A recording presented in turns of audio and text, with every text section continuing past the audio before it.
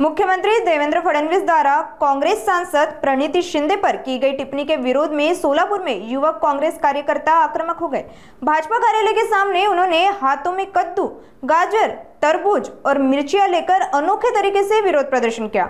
युवक कांग्रेस पदाधिकारियों ने आरोप लगाया कि अतिवृष्टि और बाढ़ से पीड़ित किसानों को सरकार ने कोई ठोस मदद नहीं दी, सिर्फ आश्वासन का गाजर और कद्दू थमा दिया।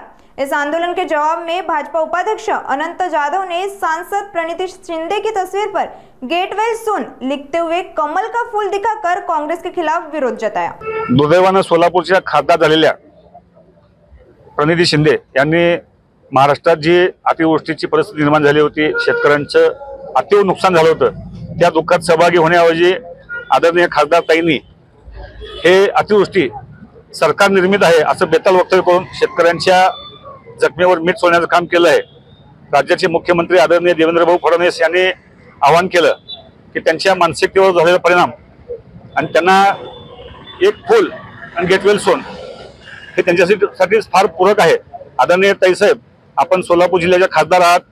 आपण जिल्ह्यामध्ये राज्यामध्ये अतिवृष्टीची परिस्थिती असताना आपण आपल्या पक्षांना आपल्याला जी जबाबदारी दिली आहे, बिहारमध्ये जाऊन आपण निवडणुकीची मजा घेतात आणि सोलापूर जिल्ह्यातला शेतकरी सजा भोगतोय।